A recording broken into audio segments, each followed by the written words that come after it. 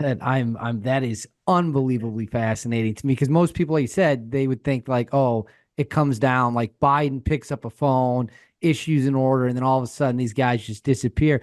But I do want to walk this back just a little Yeah, bit to kind of because that was all incredible, but I want to go back to kind of how, as an officer, when you go to selection, is it the same pipeline? Like you're in selection, yeah, OTC, just like if you're a regular, I don't want to say yeah, regular because it diminishes, but like an operator, is it the exact same thing?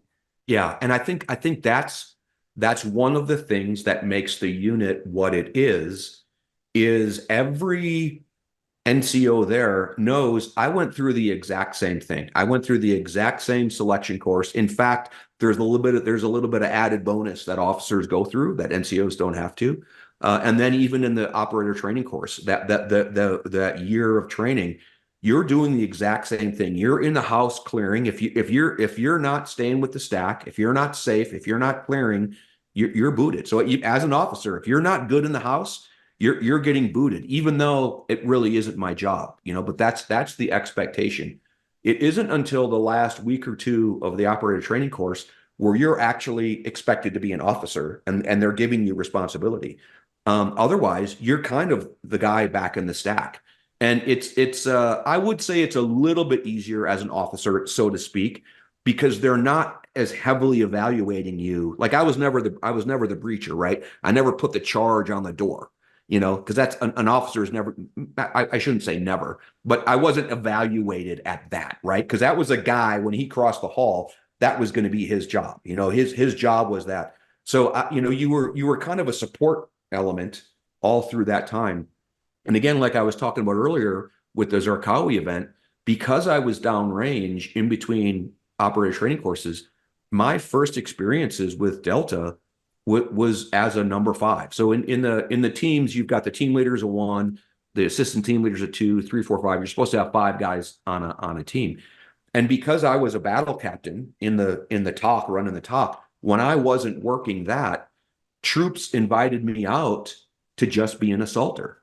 So I held ladders. I was in the stack. So in as I finished the operator training course, or even before I finished the operator training course, I worked as a Delta Force assaulter for a trip and really got to see the inside baseball of how it all worked.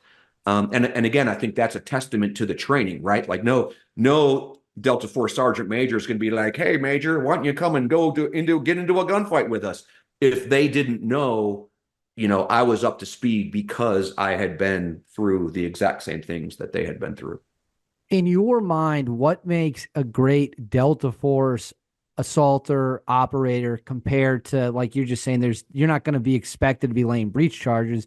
So what makes a great assaulter versus a great officer? Like if you were evaluating, this is what makes an assaulter A plus, this is what makes an officer A plus, what would those characteristics be? Wow, that's a good question. I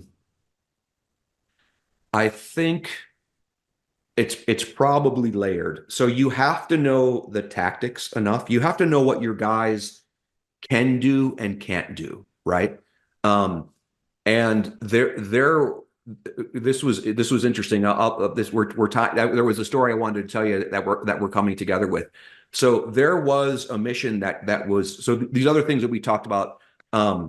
There are these guys that you want you're trying to go after, and there are these guys that you're constantly telling the U.S. government, we need to get this guy, we need to get this guy, and here's why. And they're like, too dicey. Maybe it's in another country or whatever. And so these op plans, they travel between troops and squadrons. Just like remember when Bo Bergdahl was kidnapped and held as a hostage, going to rescue Bo, that was constantly moving. There was always a troop that was responsible and staying up to speed on what are the conditions for us to go in and rescue Bo. That was one of those things again when it comes to the national will. It's like, hey, what's going to be the cost to go rescue this kid in Pakistan? And you're constantly having these discussions with the government on, hey, we think we can get him with these level of triggers, and those triggers just weren't met over and over and over. So there was this guy that we wanted to go after. He was running foreign fighters into Iraq, and the Bush administration finally said, "I've had enough. go get this guy. Tell me how you're going to be able to do it. And tell me how you're going to be able to get away with it without, with me, the president, being able to deny that we ever did it, right? Well, this op plan went and went and went and went and went and went. And then finally it lands on my plate. And, one of the requirements was it has to be deniable by the United States, and as an officer, I said, okay, President Bush said that last year. Is this still a requirement? Do we still need to develop an op plan that we can deny? Like, that's hard. That's really, really hard. So for weeks, I tried to push it through my chain of command until finally it gets in front of George Bush. It says, hey, boss, is this still a requirement? And he was like, oh, no. I want this guy gone. I want to say a message. I want to go into this country, and I want to send a message. You do not harbor terrorists, in this country, and I've had enough. So that was a completely different set of conditions now, which made my job a lot easier. And one of the things I'll never forget, as I'm establishing these triggers, if this, it kept getting denied at the highest level. Is, oh, it's too risky, because you certainly don't want to go into another country and miss the guy, right? Right. So one of the things that we thought of, and I don't remember if it was me or if it was the team that I was working with, we had this little line that said, and there is no other viable intelligence that would make us think otherwise. So, and as soon as we added that line, the administration said, go. So it was one of those things, like trying to understand what is the reticence? What are people afraid of? What is the risk tolerance? You know what I mean? And how do I mitigate that risk? So I think I just arrived at the best answer. The officer is responsible to mitigate that risk. Part of that is knowing what your guys can and can't do, understanding what that risk truly is. Like, if you fail on this mission, is it going to harm the reputation of the United States of America? That's okay. But then you mitigate that risk to make sure you don't fail on that mission. So I answered it as I was answering it. I think risk mitigation is the biggest thing that the officer does. And that is not a passive thing. That is, you need to fight every fucking day you're in the Delta Force. And when we're at war, you need to be bringing it to our enemies every single day. So I think when people think about risk and think about risk mitigation, no, man. There's always a way to get past it. It's train harder. It's train better. Get a new piece of kit, integrate this, find out that. And one of the things that I teach a lot of is, in the military decision-making process, there's things we call facts and assumptions. And the job of the officer is to take things that are in the assumption file, on your list of assumptions, and try to move them over to facts. You get what I'm saying? So it's like, oh, we don't know if he's there.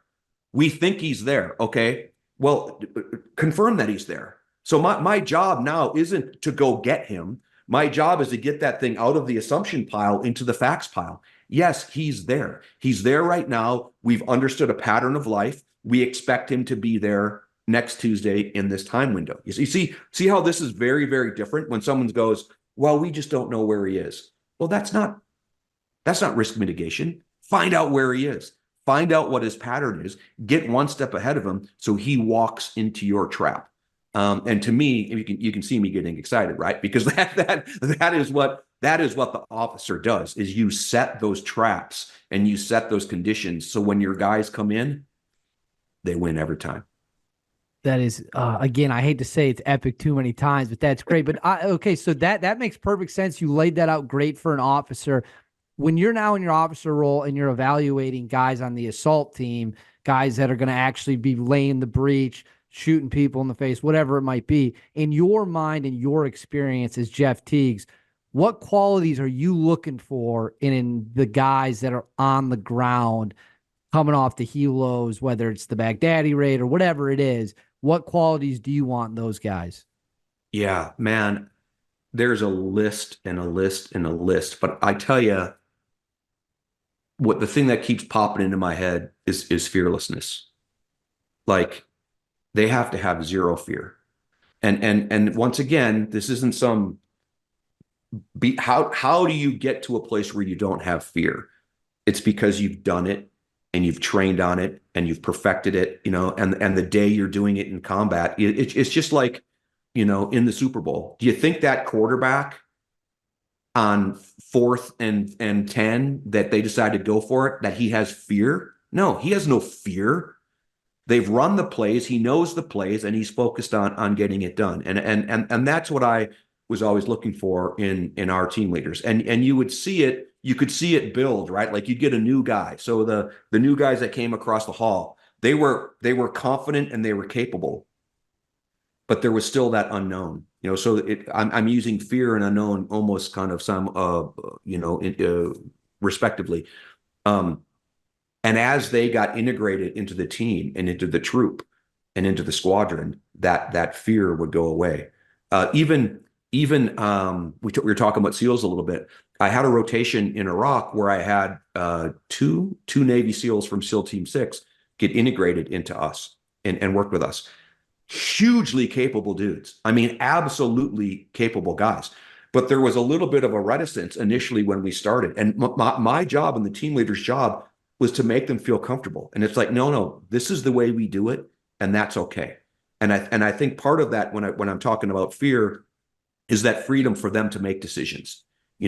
When that helicopter hit the ground and dudes started to assault, or that tailgate opened and dudes began to assault, they had to know whatever decisions they made, I was backing them. You know what I mean? So it isn't just fearlessness of the fight. It's the fearlessness of, look, I'm trained and people trust my decision making and whatever I go with. And that was one of the biggest things that I saw when I worked with SEALs and they became integrated. They literally were like, oh, we can do this. And I'm like, yeah, if you think it's the right thing. Oh, hey, can I do this? It's like, hey, if you think it's the right thing, so it was, I don't know what their structure, I didn't work with them that much, but the Navy officer structure and NCO structure is crazy compared to the Army officer structure, So I think helping guys be confident in their own capabilities, and knowing that if something went wrong, man, I wasn't bringing out the blame Thor 5000 and blasting them in the face. That was something that we would eat together.